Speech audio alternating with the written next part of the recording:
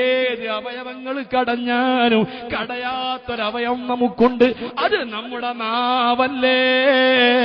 കൈകളെ കൊണ്ട് കുറെ സമയം പ്രവർത്തിക്കുമ്പോ കൈയങ്ങ് കടഞ്ഞു പോകുന്നതോ, കണ്ണുകൊണ്ട് കുറെ ഒരു സ്ഥലത്തേക്ക് നോക്കുമ്പോ കണ്ണ് കടഞ്ഞു പോകുന്നതോ, കാലുകൊണ്ട് കുറെ നടക്കുമ്പോ കാല് കടഞ്ഞു പോകുന്നതോ, അതേ സമയത്ത് മണിക്കൂർ കണക്കിന് നാക്കിട്ടടിച്ചാൽ ഈ നാവിന് ഒരു ക്ഷീണവും വരൂല, ഒരു കടച്ചിലും വരൂല, നാവിന് യാതൊരു ബുദ്ധിമുട്ടും വരൂല, നാവ് തളരൂല, നാവ് കുഴയൂല. അങ്ങനത്തെ ഒരവയവമാണ് മനുഷ്യന്റെ നാവ് കേട്ടോ. അതേ സമയത്ത് പ്രിയപ്പെട്ട സഹോദര, ബുദ്ധിയുണ്ടോ? തന്റെ ഇടമുണ്ടോ? ഈ നാവ് ചലിക്കണമെങ്കിൽ, ഈ നാവ് മിണ്ടണമെങ്കിൽ, ഒരക്ഷരം നിന്റെ നാവ് കൊണ്ട് പറയണമെങ്കിൽ ഈ നാവിന്റെ മുകളിൽ ഏതാ തുപ്പുനീര്, ഉമിനീര് വേണേ. ഉമിനീര് വറ്റിപ്പോയാൽ നിന്റെ നാവിലുള്ള, നിന്റെ വായിലുള്ള ഈ ഉമിനീര് വറ്റിപ്പോയാൽ ഒരക്ഷരം മിണ്ടൂല, മിണ്ടാൻ കഴിയൂല, ഭക്ഷണത്തിന്റെ രുചി അറിയൂല, കഴിക്കുന്ന ഭക്ഷണം ദഹിക്കൂല. എന്ത് ഭക്ഷണം വേണമെങ്കിലും വെട്ടി വിഴുങ്ങുന്നല്ലോ, വിഴുങ്ങാൻ നിനക്ക് കഴിയുന്നല്ലോ, രുചി അറിയുന്നല്ലോ. അതിന് നിന്റെ വായില് പൊടിയുന്ന ഉമിനീര് വേണേ.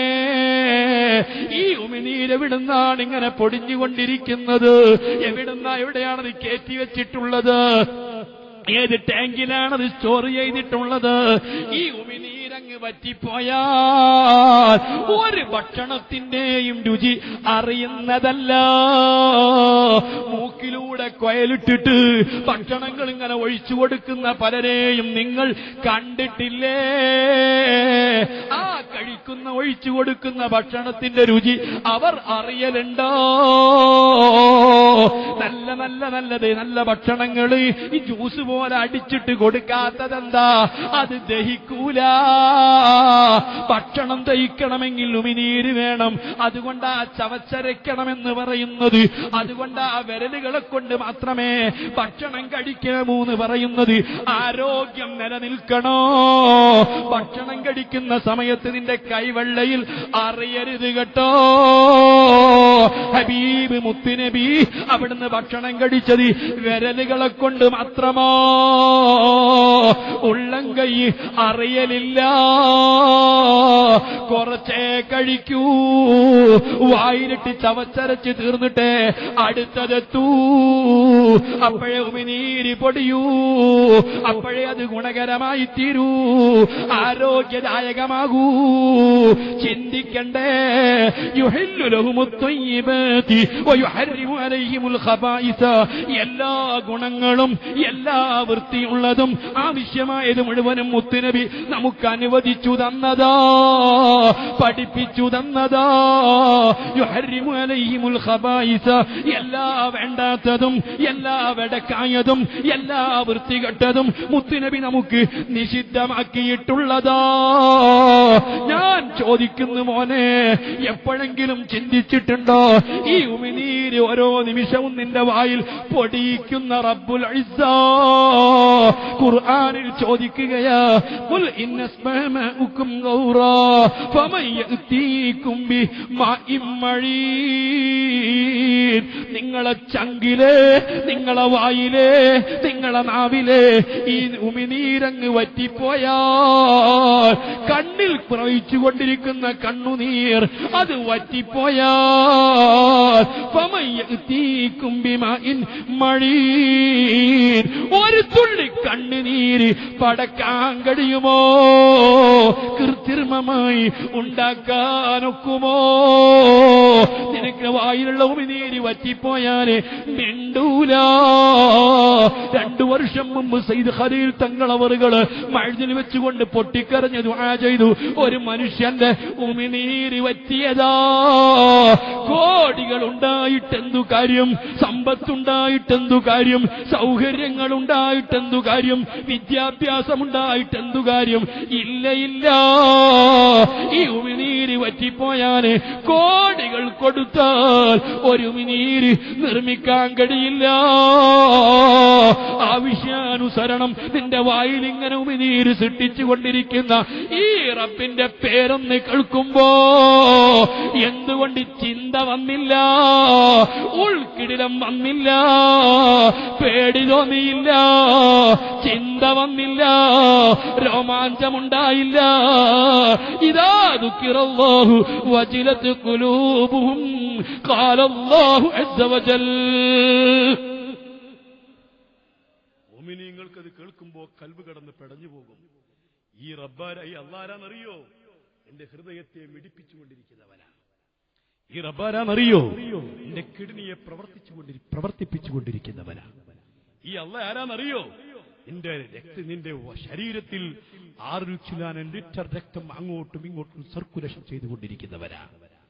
ഈ അല്ലാഹ് ആരാന്നറിയോ? 450 ഗ്രാം തൂക്കമുള്ള കോഴിമുട്ടയുടെ വലിപ്പമുള്ള ഹാർട്ട് പ്രവർത്തിച്ചുകൊണ്ടിരിക്കുന്നവനാണ്. ആ അല്ലാഹനെ പറ്റിയാണ് നീ കേൾക്കുന്നത്. എപ്പോഴെങ്കിലും അങ്ങനെ ഒരു ചിന്ത വന്നിട്ടുണ്ടോ? എന്റെ അല്ലാഹ് എന്നൊരു ചിന്ത വന്നിട്ടുണ്ടോ? മൂസാ നബി അലൈഹി സ്വലാത്തു വസ്സലാമിനോട് ജിബ്രീൽ അലൈഹി സ്വലാം പറയുന്നു, തങ്ങളെ, ഈ മനുഷ്യൻ ഇവിടെ നിന്ന് അങ്ങോട്ടിറങ്ങിയപ്പോ ഒരു ഭയങ്കരമായ സിംഹം ഈ മനുഷ്യനെ പിടികൂടുകയാ. വന്യജീവികൾ, സിംഹമുൾപ്പെടെ, കരടിയുൾപ്പെടെ, പുലിയുൾപ്പെടെ വന്യജീവികൾ അത് ഇരയെ പിടിക്കാറുള്ളത് ആ ഇരയുടെ കഴുത്തിലാ. കഴുത്തിലെ സിംഹം കടിക്കൂ, കഴുത്തിലെ പുലി കടിക്കൂ, കഴുത്തിലെ കരടി കടിക്കൂ. ആ മനുഷ്യന്റെ കഴുത്തിലേക്ക് അങ്ങ് ചാടിയിട്ട് ആ സിംഹമങ്ങ് പിടിക്കുമ്പോ ഈ മനുഷ്യൻ ശരിക്കു ബോധത്തോടെ പറഞ്ഞു, അല്ലാഹ്. ജീവിതത്തിൽ ഒരിക്കലാണ് ഈ മനുഷ്യൻ അത് പറഞ്ഞത്. ആ ഒരൊറ്റ തവണ അല്ലാഹ് എന്ന് പറഞ്ഞതുകൊണ്ട് ആ മനുഷ്യന് സ്വർഗം കൊടുത്തു. നാളെ സുഖലോക സ്വർഗത്തില് നിങ്ങളെ കൂടെ ഇരുത്തുന്നതാ. ആഖിർ സമാനിലെ മക്കളെ, ഒരൊറ്റ തവണ അല്ലാഹ് എന്ന് പറഞ്ഞാൽ കിട്ടുന്നതാ മോനെ ഈ സ്വർഗം. ആ നിലക്കാണ് പടച്ച റബ്ബിന്റെ കാരുണ്യം, ആ നിലക്കാണ് പടച്ച റബ്ബിന്റെ സ്നേഹം. അതേ സമയത്ത് കൊല്ലങ്ങളോളം ജീവിച്ചിട്ട് ഈ സ്വർഗമൊന്ന് കിട്ടാതെ പോയെങ്കിലോ? 1-2 കാര്യം ഞാൻ എന്റെ പ്രിയപ്പെട്ട മുഅ്മിനീങ്ങളെ ശ്രദ്ധയിൽപ്പെടുത്തുന്നു. ഓ സഹോദരാ, നിസ്കരിച്ചത് കൊണ്ട് ഒരാൾക്ക് സ്വർഗം കിട്ടുമോ? നോമ്പെടുത്തത് കൊണ്ട് ഒരാൾക്ക് സ്വർഗം കിട്ടുമോ? ധർമ്മം കൊടുത്തതുകൊണ്ട് ഒരാൾക്ക് സ്വർഗം കിട്ടുമോ?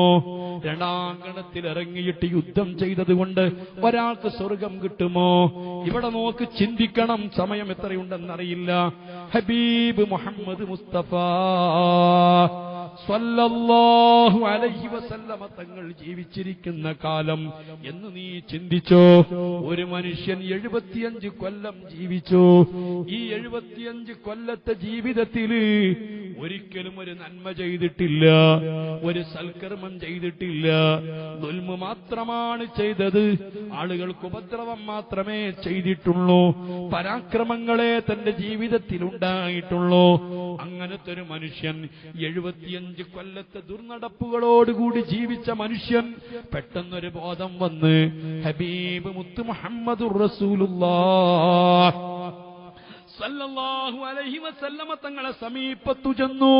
ഹബീബായ മുത്തുനബിന്റെ കൈവെള്ളയിൽ കൈവച്ചു.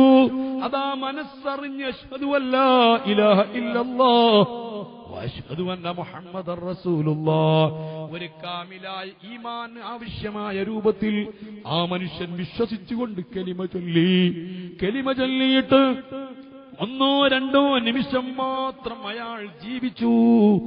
ഉടനെ ആ മനുഷ്യനങ്ങ് മരിച്ചു. ആ മരിച്ച മനുഷ്യനെ പറ്റി എന്താ സുന്നത്ത് ജമാഅത്തിന്റെ വിശ്വാസം? ആ മനുഷ്യനെ പറ്റി നമ്മൾ എന്താണ് പറയുന്നത്? നമ്മൾ എന്താണ് വിശ്വസിക്കേണ്ടത്? നമ്മൾ എന്താണ് ഉറപ്പിക്കുന്നത്? ആ മനുഷ്യൻ ഹിസാബ് കൂടാതെ സ്വർഗത്തിലാണ്. ഹബീബായ മുത്തുനബിയോട് ഒരു നിമിഷ നേരം ഈമാനോടുകൂടി സഹവസിച്ചതിനാൽ ഗൗസുൽ ആളം മുഹയ്യിദ്ദീൻ അബ്ദുൽ ഖാദിർ ജീലാനി റഹ്മാൻ അഹ്മദുൽ കബീർ ദിഫാഇ ഇതുപോലത്തെ അറിയപ്പെട്ട കിതാബുകളെക്കാൾ ഗൗസുകളെക്കാൾ വലിയ മഹാനാണ്. ഈ നിമിഷ നേരം അല്ലാഹുവിന്റെ റസൂലിനോടൊപ്പം ഈമാനോട് സഹവസിച്ച് ജീവിച്ച മനുഷ്യരോ അവൻ ഈ ലോകത്ത് സഹാബത്ത് കഴിഞ്ഞാൽ ഏറ്റവും വലിയ മഹത്വമുള്ളവരാണ്. അതല്ലേ നമ്മളെ വിശ്വാസം? അല്ലാഹുവിന്റെ റസൂൽ ഇമാം ഇബ്നുൽ അസ്കലാനി തന്റെ അൽ ഇസ്വാബ ഫീ തമീസി സ്വഹാബ വ്യക്തമായി രേഖപ്പെടുത്തിയതു കാണാം. ഉറങ്ങിക്കിടക്കുന്ന തൊട്ടിലിൽ ഉറങ്ങിക്കിടക്കുന്ന ഒരു കുഞ്ഞിന്റെ അരികിലൂടെ അല്ലാഹുവിന്റെ റസൂൽ അങ്ങ് കടന്നു പോവുകയാ. അതേ പ്രസവിക്കപ്പെട്ട ചോര പൈതലാ. ആ പൈതൽ ഇങ്ങനെ തൊട്ടിലിൽ കിടന്നുറങ്ങുകയാ. ആ ഉറങ്ങിക്കിടക്കുന്ന പൈതലിന്റെ അരികിൽ കൂടി തങ്ങളങ്ങ് നടന്നു പോകുമ്പോൾ ആ ഉറങ്ങിക്കിടക്കുന്ന പൈതലിന്റെ മുഖത്തേക്കൊന്ന് നോക്കി ആ തൊട്ടിലിലേക്ക് തങ്ങളൊന്ന് ശ്രദ്ധിച്ചു. ഈ കുട്ടി ഔസുല്ലാദമിനേക്കാൾ വലിയ മഹാനാണ്, വലിയ പവറാ. അത് തങ്ങളോടുള്ള സുഹൃബത്തിന്റെ പ്രത്യേകതയാണ്. ഇതുകൊണ്ടാണ് മഹാനായ സൈദുദ്ദീൻ തബ്താസാനി തങ്ങള് നമ്മുടെ സുന്നത്ത് ജമാഅത്തിന്റെ ദർസുകളിലും സ്ഥാപനങ്ങളിലുമൊക്കെ ആധികാരികമായി